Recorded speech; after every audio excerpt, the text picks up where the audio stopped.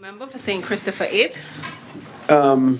With your leave, Madam Speaker, I rise just to make a short intervention because, as was said, these bills are a suite of bills that really deal with the fundamental issue of making sure that those of the Rastafari community be given their constitutional rights, even though expressed in different ways.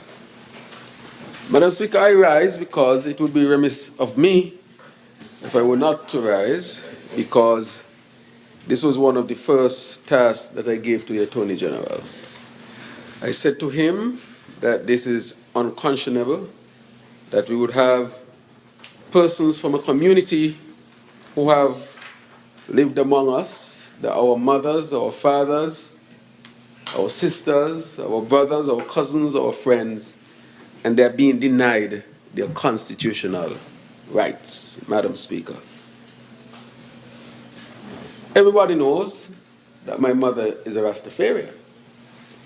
But it is not based on that. It is based on what people would consider to be really equal rights and justice. I lived in the United States for some years. And I remember there when I used to be called to be part of, fighting for rights for others in one way or the other. You pick it here, you make a statement there, you stand up in your university fighting for the rights of others. And then you come home to a country where your country is not living up to its creed, in the sense that its constitution is not being respected for all groups within the communities. And when you look at this and you reflect on the errors that we would have made as a country, and we have to admit that we have made errors. And it's okay sometimes, because we are not perfect beings. And even though I might have myself suffered some of the discrimination, it is not out of malice or vexation or anything like that. Because, I was never brought up to have that. But really to be thankful that we are able to reach to the point where we recognize that the discrimination of any group and to really rob people of their constitutional rights, that this is not the way to go. And so we have reached the perfect point in our history where we can look at what was practiced and say to all of us that errors were made and we are here to correct them. So in a great and deep sense of humility and respect, I appreciate what the Attorney General has done. This was a lot of work to get it right. And to thank the colleagues in the cabinet for recognizing how important this was to make sure that we get it right.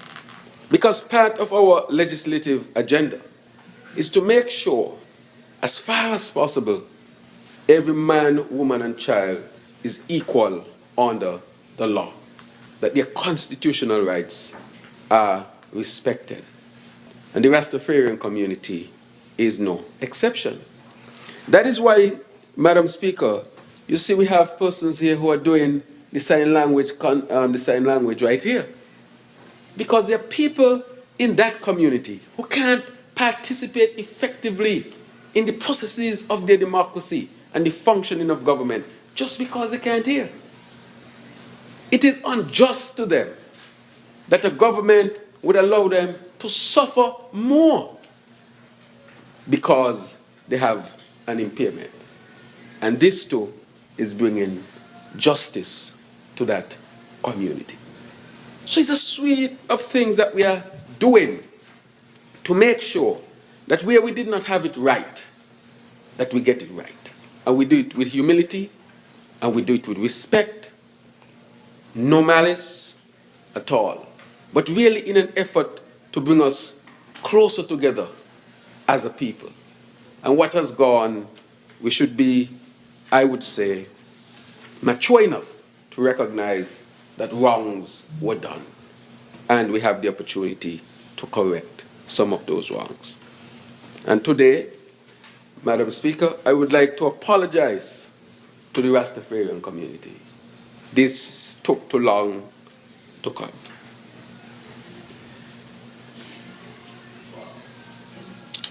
They suffered a lot. They suffered a lot.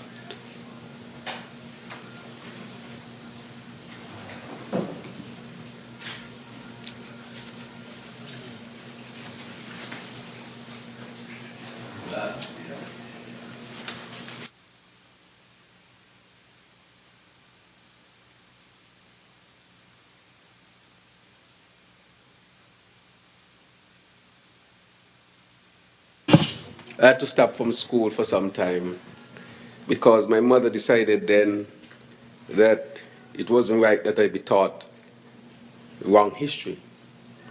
That Columbus discovered St. Kitts and Nevis, she said that was wrong. She was unconscionable to teach a young black boy like me in the Caribbean that type of history. She considered it abuse. But during that time, when I didn't go to school, is when I learned the most. Because I read a lot, even at 10 years old, and understand deeper what the struggle was really about. And so I don't want to prolong much of what I have to say, except that this was long in coming. And I know from the Rastafari community, they have no hate, no hatred in their hearts. They have a lot of love. And as this comes, I know they appreciate what is happening, and so we can continue to work to make sure that we continue to become that more perfect union of all of us having our rights, respecting each other, and living in our beautiful St. Kitts and Nevis. Thank you, Madam Speaker.